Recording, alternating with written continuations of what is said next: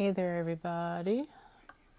It is Tuesday evening, and I'm about to, after I finish talking to you, I am going to watch the final episode of this amazing season of The Handmaid's Tale. I'm just late with my little commentary, but I'm going to get started in a sec. Hope that everyone's doing well and hope that everybody has enjoyed being in this group and has enjoyed this power packed season of this program. So, this is episode 9. The title of it is Progress. And so we'll be kind of tracking that. What progress is being made and what progress are they referring to? The episode opens with another amazing tight shot on the face of our friend. Bless her heart. And then we're looking deeply into Luke's eyes here as well. And the two of them are sitting together after having discussed the reality of her last connection with Hannah, their daughter.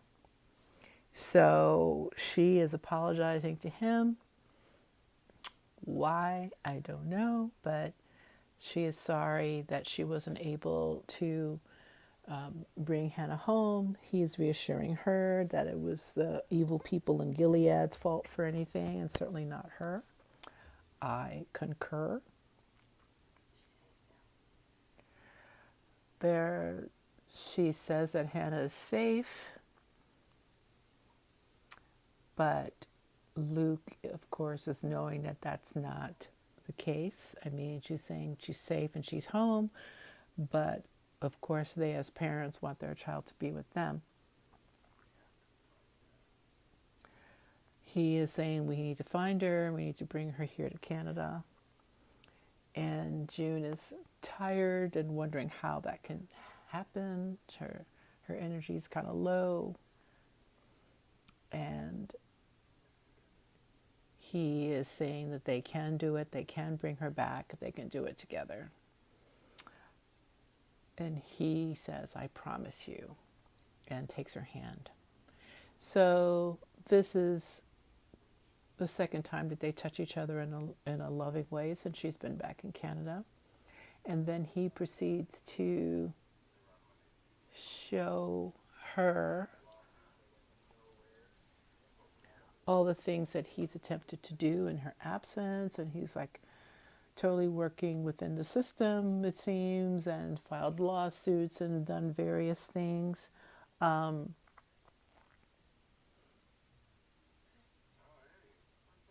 So he's I think that the look that there's a look on June's face that like she sees all these things, but I imagine that she's just, it's not like what she did. It's not like what she did to break out over 80 kids. How she totally did not work within the system and how she made things work for her. And he has all these papers on the floor showing how he has been working within the system to no avail. She does say words of appreciation, and I don't think she doesn't appreciate it, but she's kind of like, what did you expect would happen from doing this? They need an ally, so they end up calling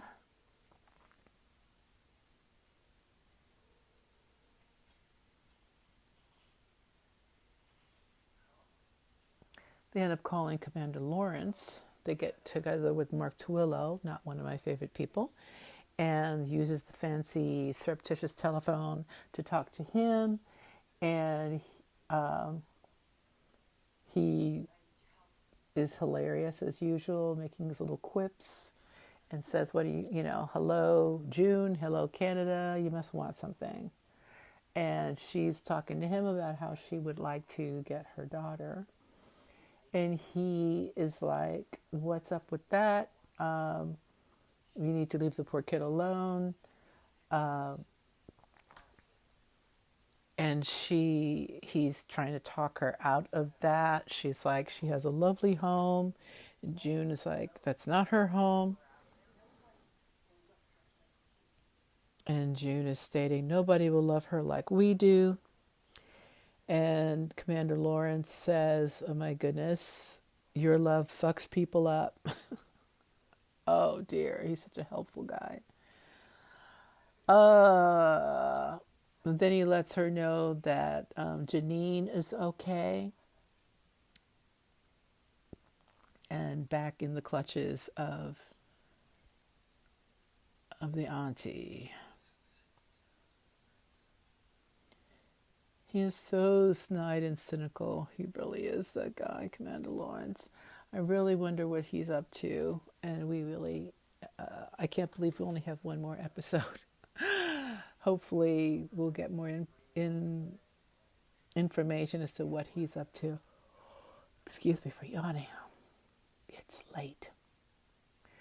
So he basically is telling her that he's not going to help her.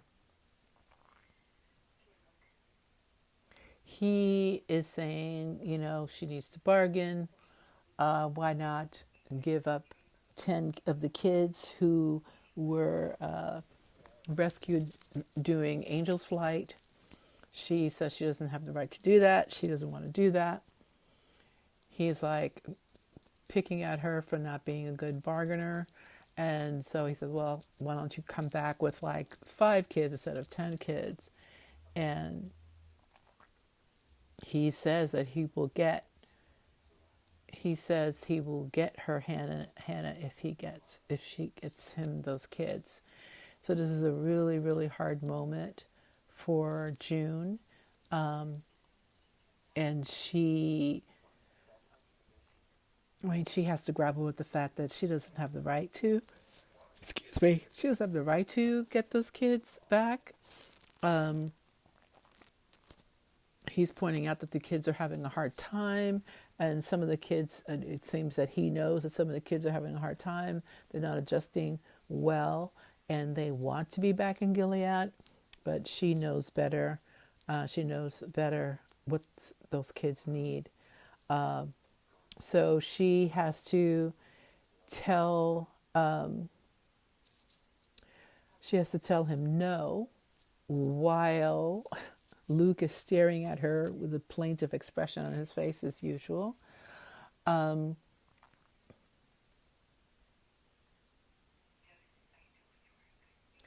she says during all of this that she knows that he is a good man, and he has this interesting reaction to that, like his eyebrows raise, and he's like wondering how she knows that, because I don't think he knows that, because we're not sure whether he's a good man or not, and obviously he can't be that good since he's one of the founders of Gilead. She's really trying to appeal to the part of him that might be good, and he tells her, listen, you're free. Try to be grateful for that and move on, he says to her, and he hangs up the phone.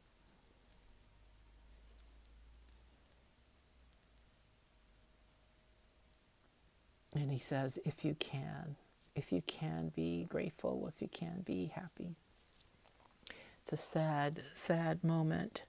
And you kind of feel how he does care about June, but that he has other fish to fry. There's some other agenda going on. He also says to her that now's not a good time to be whipping up a storm.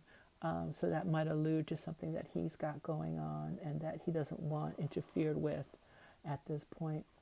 Next scene is, oh my goodness, Mrs. Keys in the Red Center. There she is, dressed as a handmaid, and she is not trying to eat. She is in the cafeteria that we've seen before. It's a cafeteria area, and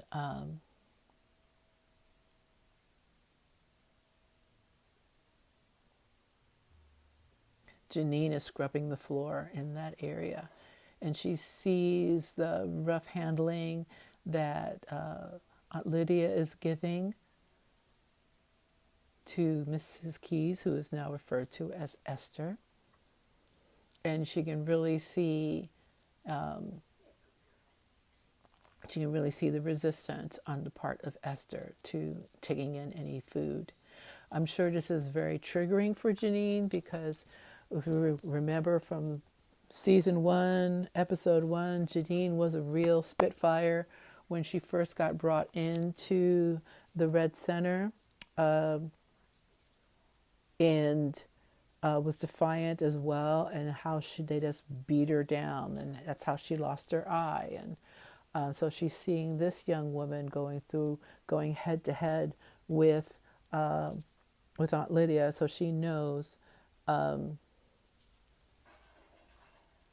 she knows that nothing good will come of that at all.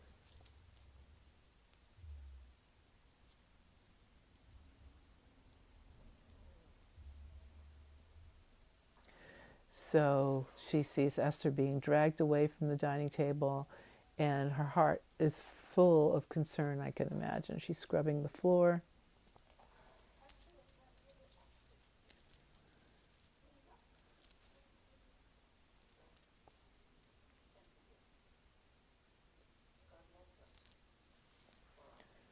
God loves us for our labors.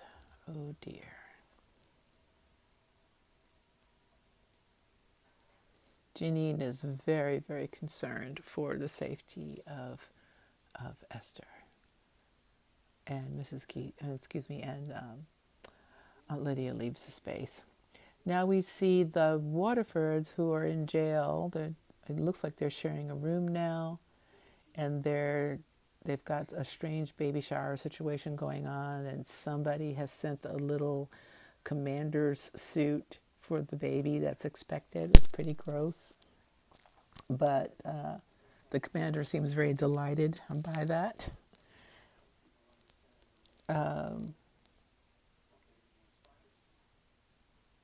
Serena doesn't look very happy. She looks very, very, very sad. But the commander is cheering her up by telling her that they are a beacon of hope for many people and that they have many supporters in Canada. And that's where all the gifts have come from, and that's where the good wishes have come from. He's admitting that he's made many mistakes and that they should start over.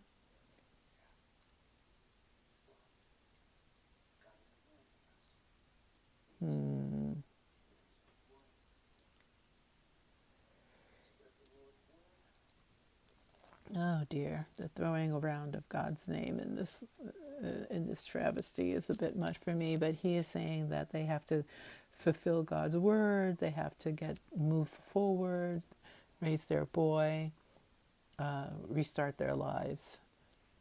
And Serena Joy is not looking too excited about all of that. So the two of them have been kind of pushed back together. And I don't see that there's any love between the two of them anymore. I really feel like Serena is biding her time and trying to figure out what's best for her. She is with Commander Waterford because it is expedient for her to do so. And it's helpful to her to be aligned with him, as we saw at the end of the last episode.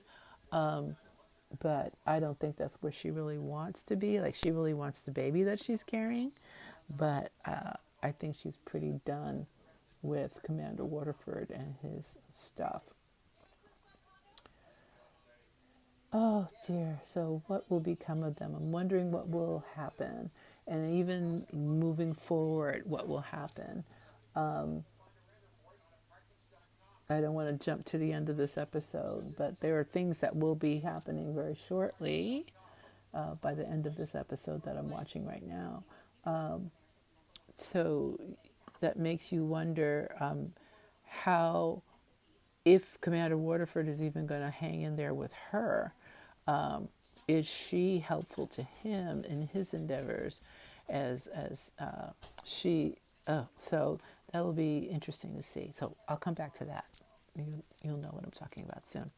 So now we're back and we're looking at a screen that definitely, I've heard other commentators say, and I agree, that this look is set up to look like the Last Supper. All the aunties are at a long table together, and it's really set up to kind of give you this impression of the famous painting of Jesus and the Last Supper, even though these ladies are the least Jesus-y people that you can ever try to even deal with. So Janine comes in and is serving the aunties and leaves, and Aunt Lydia says to the other aunties that she means well and she's a lovely, fruitful girl. But then it's brought up that she can't stay there with them forever. And she says, yes, we'll find an appropriate posting for her soon. Oh, goodness.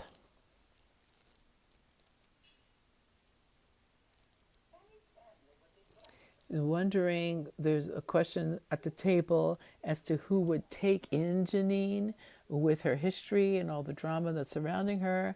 And Aunt Lydia jumps to her defense right away, saying any family would be very happy to have Janine.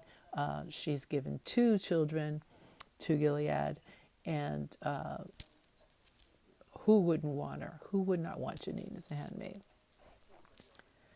And she brushes off the rest of what they have to say. Thank you for your suggestions, and I'll carefully consider them and make my decision. She's not happy with her dinner. The chicken is dry. We see Auntie trying to find a placement for Janine, looking through all the paperwork for her. And then Janine comes into the office, bringing her some tea, and she sees the picture of herself on the auntie's desk.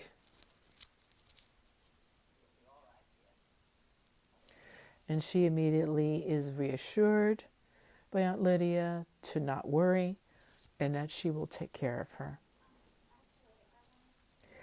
Janine then brings up to Auntie Lydia that she feels that Esther is not as tough as you think she is, that she's really acting the way she is because she's frightened, and that she should, she really wanted her to know that about her, that she's been through a lot, that she was abused by not only her husband but other men that her husband foisted on her, and that she should be aware of that in dealing with Esther.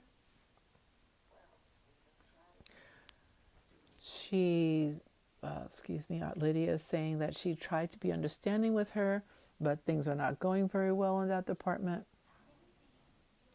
And Janine is offering that maybe she needs to feel safe. So maybe somebody should tell her what will happen if she keeps refusing to eat. And she's saying that she feels that Esther deserves a chance before there's any kind of punishments levied on her, because she knows, definitely Janine knows firsthand that those punishments are pretty lethal. Aunt Lydia promises to put any corrections for Esther on hold, for which Janine is very, very grateful. And then Aunt Lydia suggests that Janine go share her unique perspective, and that perhaps that would help her to come to a different thinking, come to a different mind.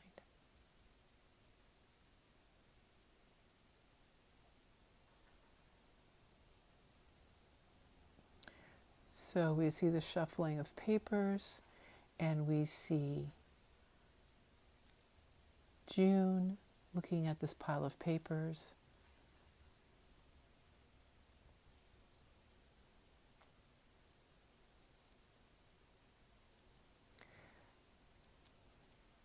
And she sees the picture of Hannah that she sent.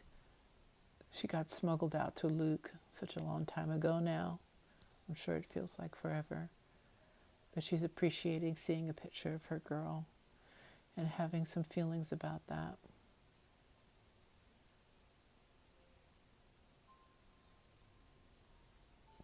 It's a sad and very tender moment.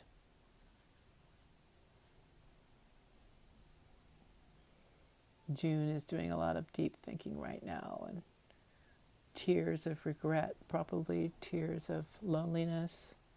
And then in comes Luke. He kind of stands in the doorway watching her for a bit. And he comes in and says, I've been thinking about what happened with Commander Lawrence. And she's apologizing to him again. And she's constantly apologizing to Luke. Why? So he is saying, he comes in and says, well, I know that Commander's an asshole, but there might be somebody else who can help, and that would be Nick. And wondering if Nick might be able to find out where she lives, or could find out. And June says yes, she feels definitely. He's saying, well, Nick is a big man now. He's a commander. He has access. Maybe you should ask him, talk to him.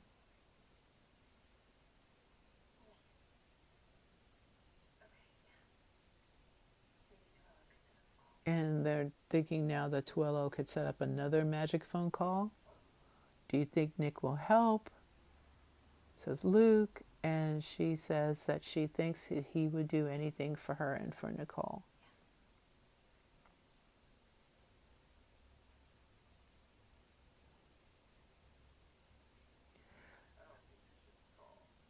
So he says, I don't think you should call. I think you should actually go and speak to him in person. To finding some safe, protected place where they can meet and talk. And she asks him, do you want me to meet up with Nick? And he goes, no, I don't want you to meet with Nick. But you said he would do anything for you, and this is our best chance to get Hannah. And so, there's a lot of commentary saying that this was just really very brave of Luke to do this, and to let his wife talk to somebody with whom he knows has feelings and all this other stuff. I don't know about that. I think it's very manipulative, and I think it's very cruel of him to ask her to do this. It's one of those things, again, where she can't really say no, because she does know that Nick will help her or do his best to help her. And so, again, he is the person who's been able to make nothing happen, and he's leaning on June because she's a person who makes things happen. And he is all wrought up inside, he's all wrought up inside about himself. It's about him. That's my biggest complaint about the character of Luke. So, she agrees that she's going to meet with Nick, and he kisses her on the forehead, and he's going to go wash up. But there's no discussion. So there's no discussion about what impact this might have on June, and no discussion about the fears that he may have. Is he afraid to lose her? I don't know. So there's very little for me to feel like I have empathy for him about, because there's no open communication. There's just him putting a responsibility on June him being passive and her being active. I don't particularly see that as very brave or, um, you know, I don't see that. I haven't seen a whole bunch of bravery on the part of Luke. I've seen a whole bunch of impotence. So, but if anybody disagrees with me, please feel free to talk to me about that. I can hear it, but I just it's problematic. So after this commercial is over, there will be the scene where that I think so many people have been looking forward to. I have been looking forward to it in a way. I Part of me has not been looking forward to it because they, although Nick and June have a moment and a beautiful moment, they can't be together. And in the wild world of sports, I think ultimately June needs to make a life without either one of these gentlemen. But Nick is certainly a much more exciting connection for her and in her life. So back to the show, and we suddenly have, oh my goodness, Naomi comes in to visit, and she's visiting with Serena Joy, who wasn't expecting her. She just kind of walks in, and she's come bearing gifts. I won't insult Greek people, but we know what I mean. So she's coming. Beware of Gileadians bearing gifts. Let's do that. Beware of Gileadians bearing gifts. So they are, she notices almost right away that Serena Joy has been writing, which is definitely a big Gileadian no-no. I forgot to mention in the previous segment there that the commander suggested that she get back to writing. So now we see that she has begun writing. She's handing her various little gifts and things from all of the wives. Everybody's very thrilled for her back in Gilead, that they know she's expecting. She was interested to hear that. She didn't think that people would be very approving of her and the things that she's done. And Naomi says, well, you had to do what any mother needed to do to protect her child, and that everybody would understand that. She's also come with her big heart bursting with love, volunteering to take care of her son in Gilead in case all this madness isn't over by the time she gives birth.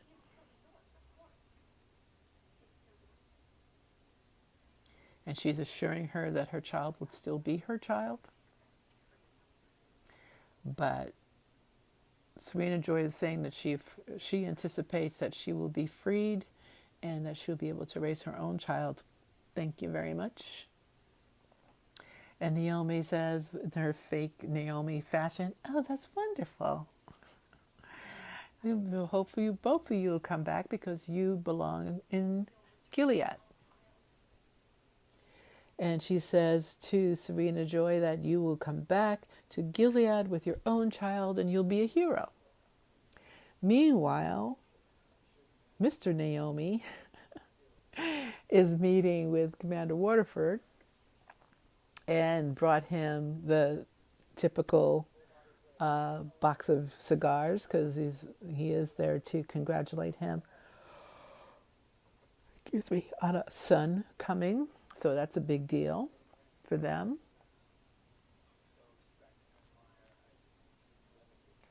He is letting him know that Commander Waterford is respected and admired for how he has weathered the situation.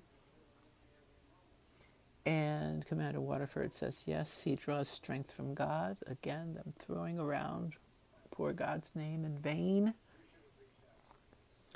He's apologizing that they haven't reached out sooner.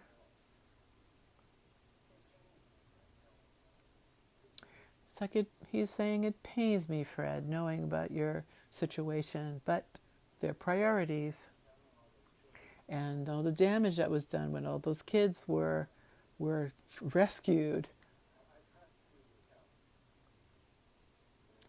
And he's talking about how his position as an older leader prevents him from doing certain things, that there's a new young guard. And you know how it is with these young people. You just can't make them be, thinking about you right now. They're just doing other things, other ways to corrupt the world and using God's name in vain.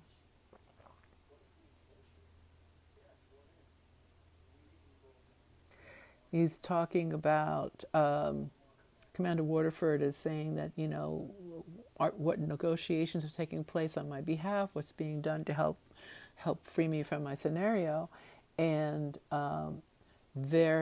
he's being told that any negotiations might be taken as giving permission for other people to go off and kidnap commanders and do such crazy things, so that they basically are going to leave him out to dry. He's going to be left out to dry.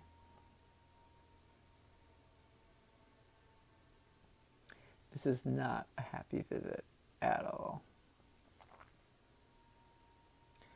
Next scene here, we have Janine walking down a long, scary hallway to the horrible kind of dungeon-y room that we've seen before. June was kept in it when she was being really naughty and she was pregnant, and Aunt Lydia was trying to give her stern correction and threatened her, actually, that if she didn't behave, that she would spend the rest of her pregnancy locked in that room, I recall. But now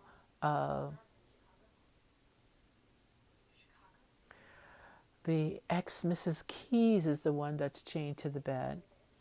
And Janine brought her some food.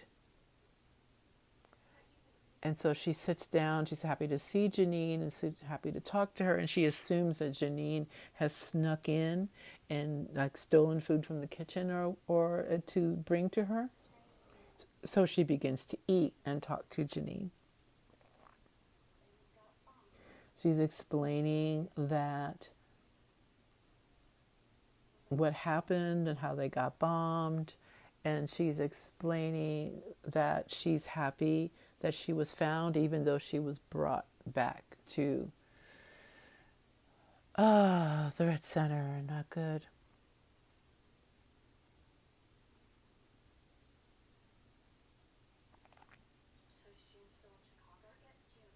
So she's telling Esther to forget about June. Esther is wanting to know what's happened with June. Is June still in Chicago? And she's telling her a very important thing, which is we have to not think about June. We have to think about our survival. You have to think about your decision to not eat. There'll be consequences for you to not eating. And then Esther realizes that Janine did not go steal the food for her, but that Janine is there to negotiate with her around her behavior. So Esther immediately spits out the food and is angry and defiant again. And she says, I don't care what they do to you. And Janine says, yes, you do. They're not going to let you die. They're going to torture you until you do what they want you to do. And you need to understand that. And you need to stay alive. You need to stay alive until this shifts, until whatever's happening to them transforms into something else. You must stay alive to be there when that change happens. And she says, you must eat. You just need to eat. And then she can tell Aunt Lydia that Esther ate. And then you might be able to go outside and walk in the sun. because you need to stay alive. You need to stay here so that things can get better until things get better. And you can see Esther really taking that in. Janine says, I'll come back. And if you eat, then I'll tell Aunt Lydia that you ate. And we can get over this hard patch that you're in right now. And you can get to a point where things can get better for you. And she leaves the room and the lights automatically go out. And then Mrs. Keys, the ex-Mrs. Keys, is sitting in her room in the dark, pondering what she's just been told. Poor little girl. I'm forgetting the name of this actress who plays Esther. She is such a good actress. She really, really is. For such a young person, she's a really good actress. So now we're trying to figure out what is going on here now, and how is Aunt Lydia going to work this out? Like, she cannot just keep Janine there. She can't just make her a pet. The handmaid has a specific purpose, and really only one purpose, although she's allowed to do certain other things within a household. She really is there to make a baby. So, and they know that Janine is fertile, because hence she's had 2 babies for the glory of Gilead. And so, how is that going to pan out? How long will Aunt Lydia be able to keep her hidden in the Red Center? Don't know. Oh goodness, so much. It's interesting watching again her being Janine, being in a leadership role still.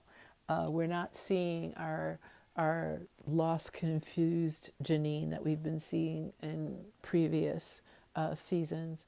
This season, Janine is really large and in charge, and taking agency and taking responsibility, advocating for other people, advocating for herself. And I really hope that she is blessed for that. So now we have June packing up, and they're packing up the little baby. And Luke is hovering around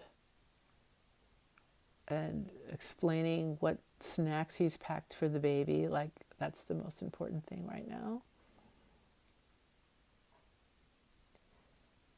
He's always so emotionally constipated. We're talking about this earlier today in the group. Like, there's all this stuff that he really should be saying that would be helpful, that he doesn't say. And so, telling her he loves her, just something. He's just hovering around, nervously twitching. It's so annoying. He says this very sweet goodbye to the baby, who's back in her car seat. There are some mothers groups who were complaining that the baby was not appropriately put in her car seat. And I guess they're right, because this baby is too young and should not be sitting the baby is sitting forward facing in the car seat, and that child is too young to be sitting in a car in that position. Okay, I got you now. I got you, moms, and I agree with you. Because I noticed that kind of on the fly when I was thumbing through Facebook earlier today, and I noticed there was a complaint about it from the moms in the moms group, and they are absolutely right. That baby is way too young to be sitting facing forward. Even though she is in the back seat, the baby should be facing the back of the car. But for the sake of the scene and the sake of her having those connections with the adults, I guess they have taken great license. And good mothers in this mothers group were taking extreme umbrage at the potential harm to this infant of being placed that way. It's TV though, folks. So in real life, if that car is actually moving with a child in the car, I don't think that would be that way. But I wonder if the law is the same in Canada, though. That might be a thing. maybe they don't have the same seatbelt laws with kids in cars or facing forward and back. If somebody knows about that, please feel free to comment on that, because that would be interesting to see if it's different country to country. It's possible, very possible.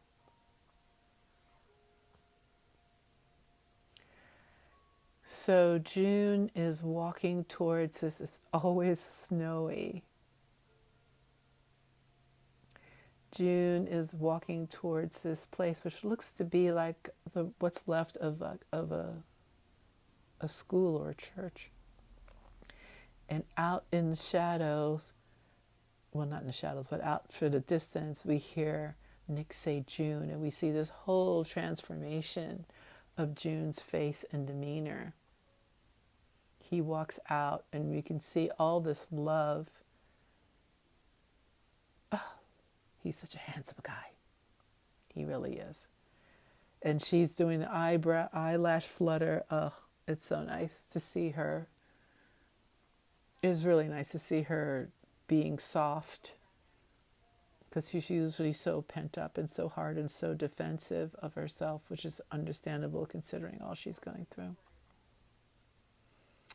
And she asks him how things in Gilead, and he says hanging in there, and she says poor choice of words, and it's a little bit of humor there between them, which is nice. She thanks him for meeting with her. He thanks her for inviting him. She's walking towards him, and she's holding the baby in she's pushing the baby in the stroller. How do you push the baby in the stroller in the snow? How does that work? That's kind of lame.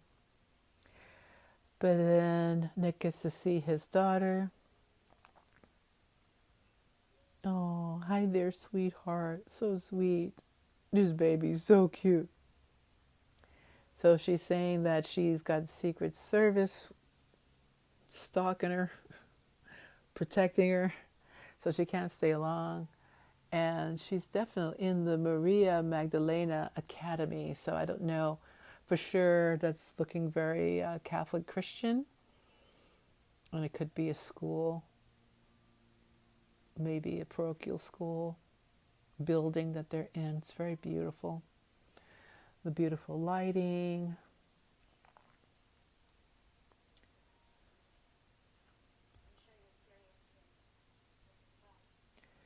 And she says to him, I'm sure you're curious about what all this is about.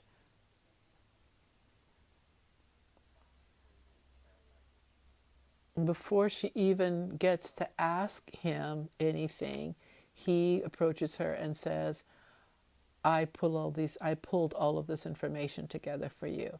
Before he was even asked how to help, he is already helping.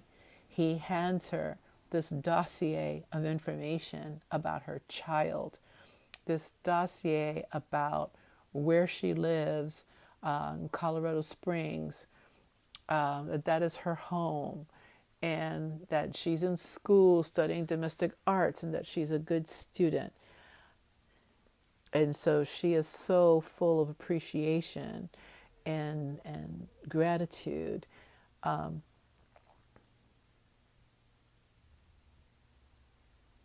And that he has gotten people to take pictures of the child. So now she gets to have, earlier she was seeing a picture of her daughter several years in the past, and now she gets to see current pictures of her child, how her little one looks today. And this is the thing about these two men. Luke can't make anything work, not even to get his own emotions out of his mouth.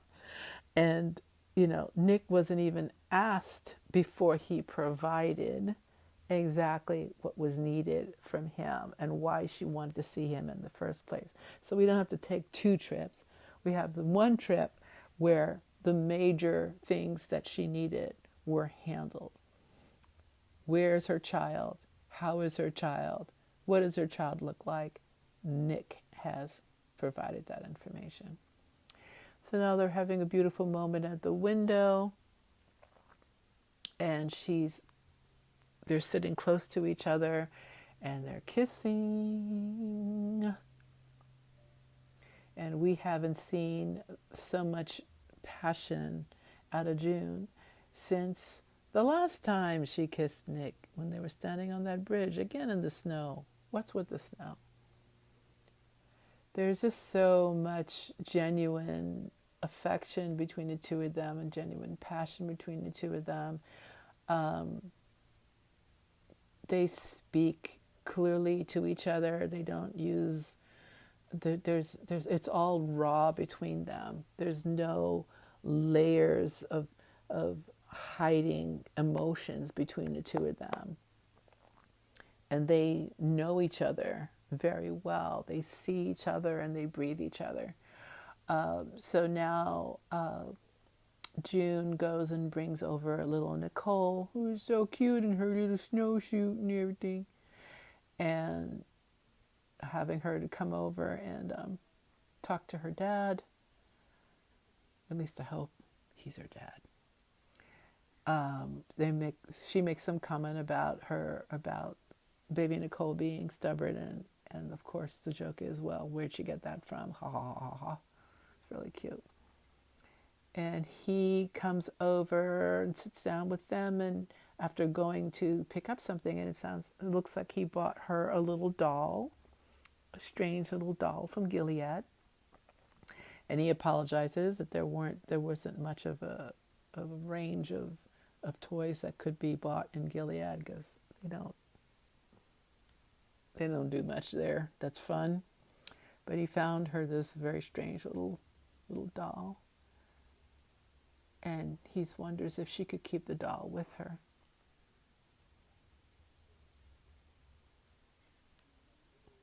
And it's just really sweet. They're having this sweet family moment together, the three of them sitting at this window and talking with each other. So now she's getting ready to return. And he is saying, please, to keep yourself safe. There's still so much energy and passion and care and affection between the two of them. And here's the heartbreaking line for me. He says to her, hey, June, try and be happy. And she gives him a look like, well, I'll work on that. Poor dear. And she says to him, you too. And he has the same kind of look on his face.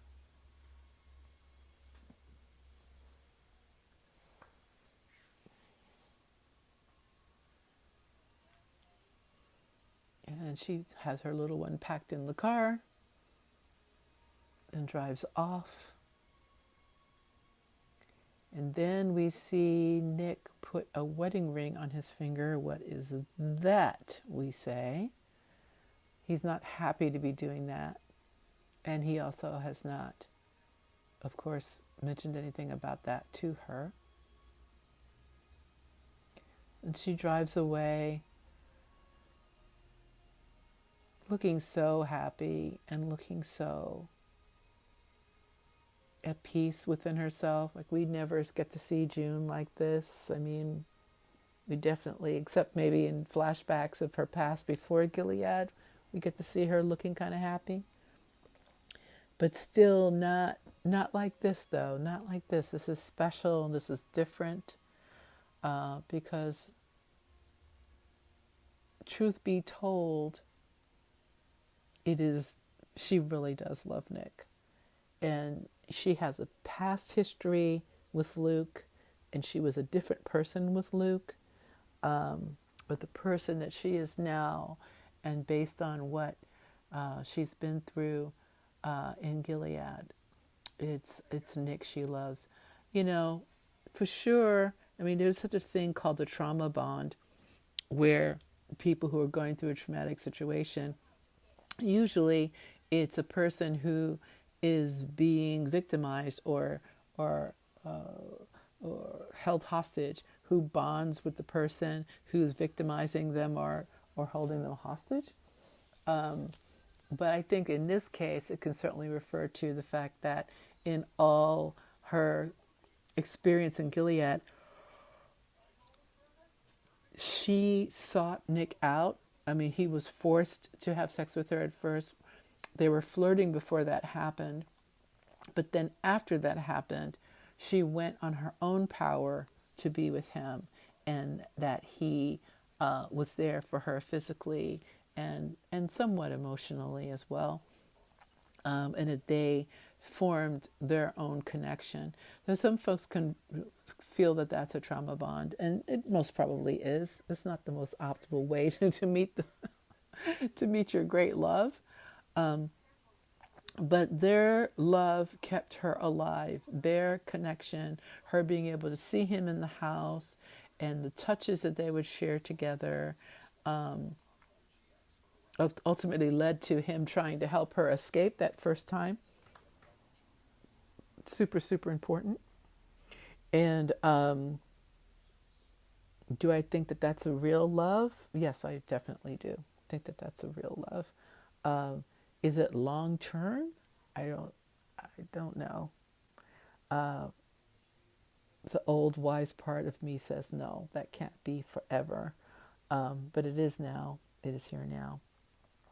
So now we're back to the Waterfords having a conversation, and they're talking about the various visits they've had from the folks from Gilead.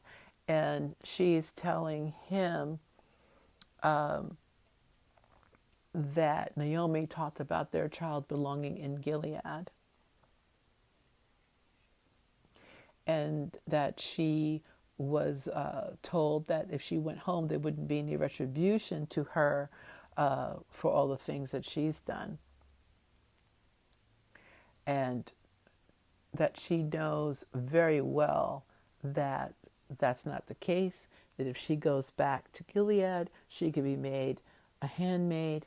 And Fred looks very upset about that. I don't know if he's upset about her being made a handmaid, or if he's upset about his son being taken away from them and being raised in Gilead. It's not clear which one he's actually upset about. Oh, they're in the little chapel again in the church talking to each other, plotting evil things in the little chapel. That's so annoying. Now we're back at the Red Center, and there are three aunties talking, two aunties and Aunt Lydia. And here come Janine and Esther walking side by side down the hallway. The epitome of the pious little handmaids walking together.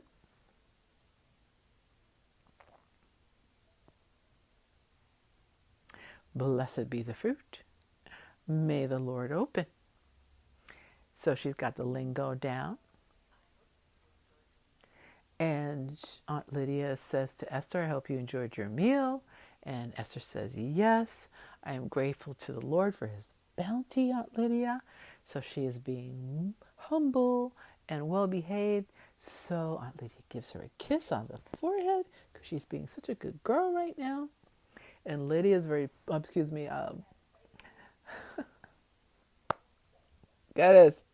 getting her name right now. Well, her big sister handmaid is very proud of herself. Janine is very proud of herself, and also gets a kiss from Aunt Lydia, and they both walk off together as meek as little mice. And she's like, see, she's a good girl. Look at what she did. And Aunt Lydia says, to dawdle is an affront to God, which is hilarious. That's so funny. Don't be dawdling. God don't like it. Well, Aunt Lydia is having a moment where she's feeling pretty pleased with the situation. She's feeling pretty pleased with Janine and how she has tamed Esther. But we'll see how that pans out. So now we have June coming home. I really don't think Esther's tamed. Do you? I don't think Esther's tamed. I don't think she's tameable. This woman who was poisoning her husband to keep her boundaries safe, Something's happening there. But now it's nighttime. June is home. She's no longer smiling because there's Luke sitting there looking very pathetic. Oh gosh. Luke, stop. Oh my goodness. She's sitting in the car looking at him, and then she is sharing with Luke all that Nick had to share. And so now here's the moment when I definitely do have some compassion for him, and because of course he loves his daughter, and he's very happy to see images of his girl. And Moira's there as well, looking at the pictures.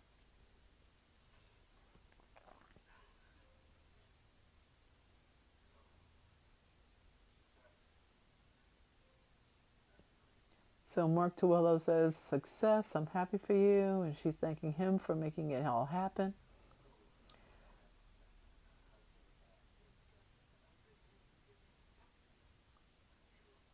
He's Luke is asking what's next, what's going to happen next. And so they're talking about how they have a contact that will help them in Gilead. And they reveal that contact person now is Fred Waterford. He has agreed to share his knowledge, inside information about Gilead and all the top folks, future plans. And because of all of that, June asks, why would he do that? And Mark Tuello says, in exchange for his freedom, the prosecution is going to drop all the charges and let him go. And June is just stunned and said, you made a deal with him? Moira's upset. And then everybody in the room is not upset. Even Luke is actually having some emotions about that. Wow.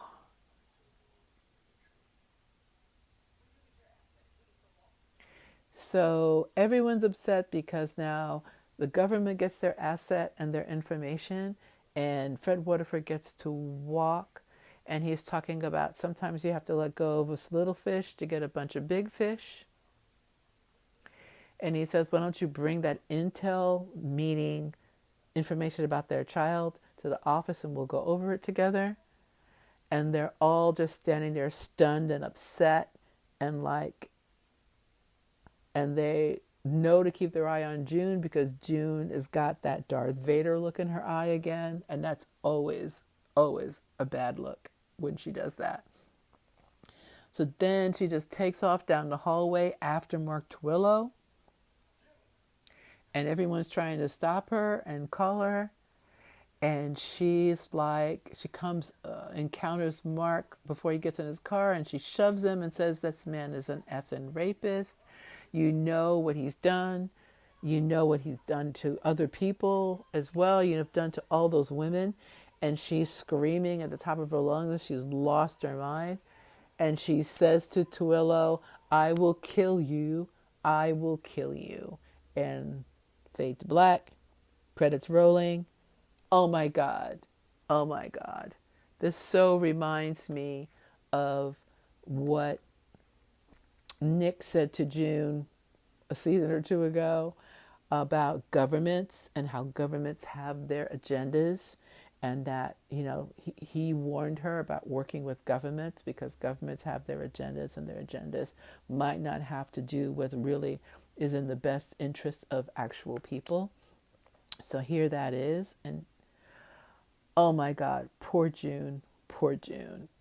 That poor girl cannot stay happy for more than 15 minutes at a time after having time with her actual love at this moment, and having to go back into fury and rage and upset at this betrayal of letting her direct perpetrator walk free.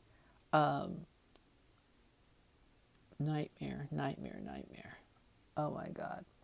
So that's episode 9. Progress. There was some progress. And then there was a bunch of not progress. So please feel free to share comments, ask questions. Please feel free, if you run into this on YouTube, to comment, to like, and to share if you'd like to share with your friends. Big love to everybody who's in our Watch Party Bay Area's group. I love ya. I love ya. This is a safe place for ladies to discuss The Handmaid's Tale and the work of Margaret Atwood. So please leave me a message if you would like to be added to that group.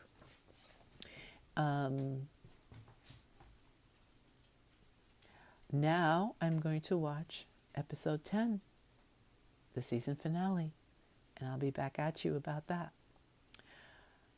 Until we do speak, blessed be.